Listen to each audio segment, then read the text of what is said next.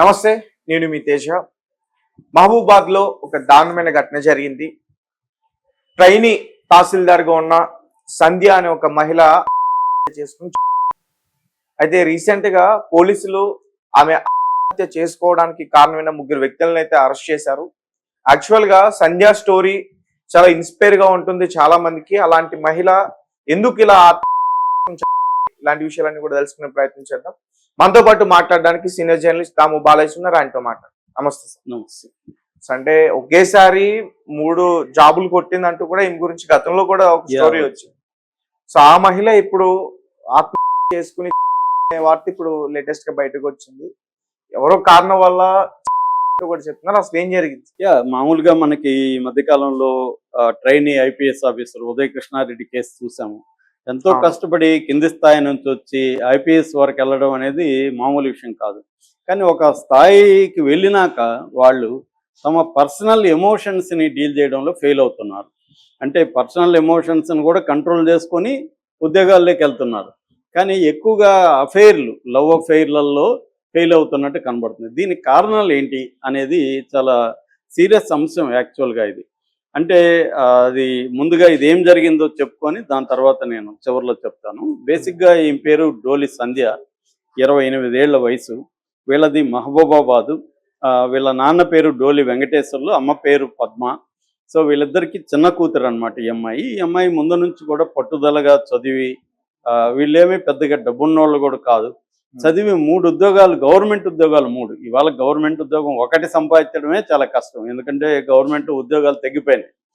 So అలాంటిది 3 ఉద్యోగాలు ఈమె సంపాదించడం మామూలు విషయం కాదు. ఫస్ట్ ఆమె గ్రూప్ 4 ఎగ్జామ్స్ రాసి గ్రూప్ 4లో సక్సెస్ అయ్యి మహబూబాబాద్ మున్సిపాలిటీలో వార్డ్ ఆఫీసర్గా పనిచేసింది కొద్ది రోజులు.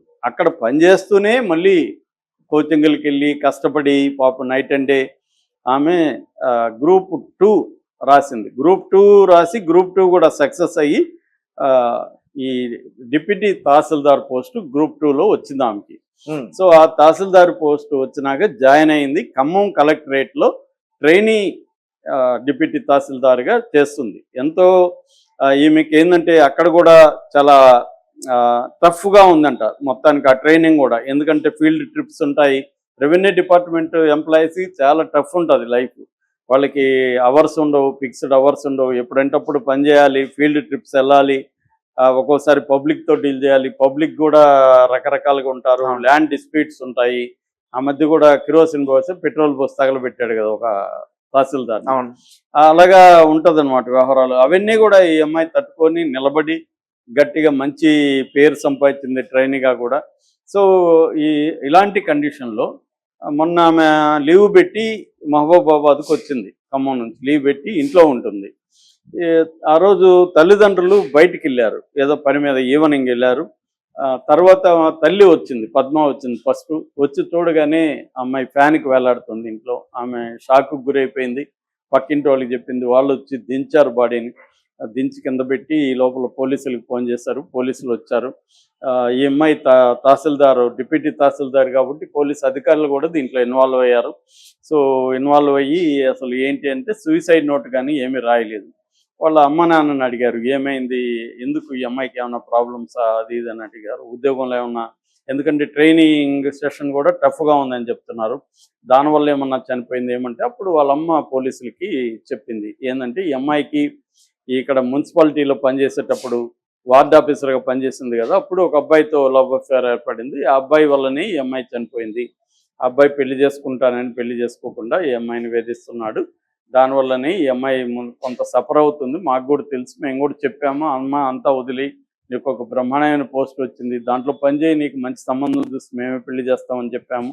కానీ అమ్మాయి ఆ బాధలోనే ఉంది, మాకు కూడా చెప్పలేదు తర్వాత.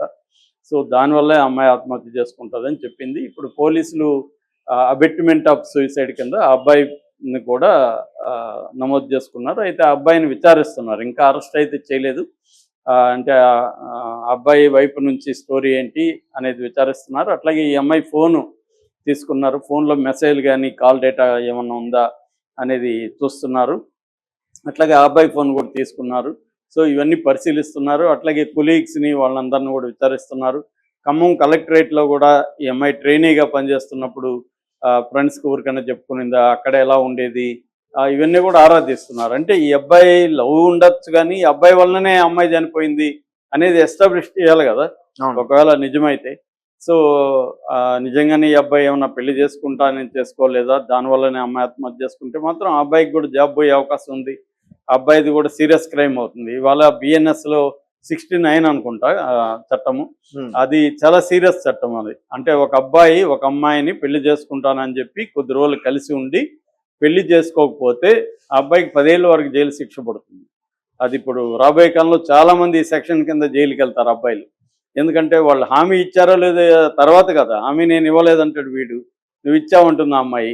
మామూలుగా సరదాగా ఎంజాయ్ చేద్దాం లైఫ్నని ఇద్దరు కలిసి ఉండొచ్చు. కొద్ది రోజులు పోయినాక అమ్మాయి ఏం చేస్తుంది, వీడు నన్ను పెళ్లి చేసుకుంటాను అన్నాడు, చేసుకోలేదని కేసు పెట్టిందని ముందు వీడిని అరెస్ట్ చేస్తారు. అయితే ప్రూవ్ చేయాల్సి ఉంటుంది పెళ్లి చేసుకుని. మొన్న కూడా సుప్రీంకోర్టు అబ్బాయి పెళ్లి చేసుకుంటానని చేసుకోలేదా, ఇప్పుడు చాలాసార్లు పెళ్లి చేసుకుంటానని చెప్పి కూడా రేపు కంపాటబిలిటీ ఇష్యూలు రావచ్చు, ఆ అమ్మాయింటి వీడికి నచ్చకపోవచ్చు, ఏవో కారణాలు ఉండొచ్చు, పెళ్లి చేసుకోవచ్చు. అంటే కేవలం ముందుగానే మోసపూరితంగా చేయడం ఒక పద్ధతి అయితే, నిజంగా జెన్యూన్గా పెళ్లి చేసుకుందామని అఫైర్లోకి వెళ్ళి తర్వాత కుదరకపోవచ్చు, కానీ అది కూడా నేరమే ఆ చట్టం కింద. అది నిజానికి చాలా డేంజరస్ చట్టం మగవాళ్ళ అబ్బాయిల పట్ల. ఈ జంజీలాగా దానికి వ్యతిరేకంగా కూడా ఉద్యమం వచ్చే అవకాశం ఉంది. సో ఇప్పుడు ఏదేమైనా ఇది ఎస్టాబ్లిష్ చేయాలి పోలీసులు. సో ఈ అబ్బాయి నిజంగానే పెళ్లి చేసుకుంటానని ఆ అమ్మాయిని చేశాడా, లేకపోతే ఆ అమ్మాయి వైపు నుంచి ఏంటని. This is one angle. Second angle ఏంటంటే, మనకి అబ్బాయిలైనా అమ్మాయిలైనా ప్రతి ఒక్కరికి రెండు రకాల ఐక్యూ అంటారు కదా, ఇది ఐక్యూ మాత్రమే జనాలకు తెలుసు. ఈక్యూ అనేది కూడా ఒకటి ఉంటుంది. ఈక్యూ అంటే ఎమోషనల్ క్వాషెంట్. అంటే చాలామందికి నాలెడ్జ్ ఉంటుంది, ఇంటెలిజెన్స్ ఉంటుంది, ఎమోషన్ క్వాషెంట్ ఉండదు వాళ్ళకి. అంటే వాళ్ళ ఎమోషన్స్ని డీల్ చేయడంలో ఫెయిల్ అవుతారు. అది కూడా జాబ్లో బాగానే ఉండొచ్చు, కానీ పర్సనల్ విషయాల్లోకి వచ్చేసరికి దానికి ఇంకా రకరకాల కారణాలు ఉంటాయి. చిన్నప్పుడు తల్లిదండ్రుల ప్రేమ సరిగా దొరకపోవడం, తండ్రి ప్రేమ అమ్మాయికి దొరకపోతే అమ్మాయి వేరే వాడితో అటాచ్ అయిపోతుంది అబ్బాయిలతో. ఎందుకంటే చిన్నప్పుడు ఆ అమ్మాయి ల్యాక్ ఉంటుంది, తండ్రి ఫాదర్లీ లవ్ ల్యాక్ ఉన్నప్పుడు పెద్ద అయినాక జనరల్గా తమ కంటే ఎక్కువ ఏజ్ ఉన్న వాళ్ళతో అమ్మాయి లైక్ చేస్తారు. ఎందుకంటే ఫాదర్లీ అఫెక్షన్ని ఈ అబ్బాయి దగ్గర ఎక్స్పెక్ట్ చేస్తారు. వాళ్ళు అతుక్కుపోతారు. క్రింజ్ అంటారు దాన్ని ఇంగ్లీష్లో. అంటే అతుక్కుపోతారు, అడిక్ట్ అవుతారు. అడిక్ట్ అయిపోయిన వాళ్ళు వదిలేస్తే వీళ్ళు తట్టుకోలేరు, బతకలేరు.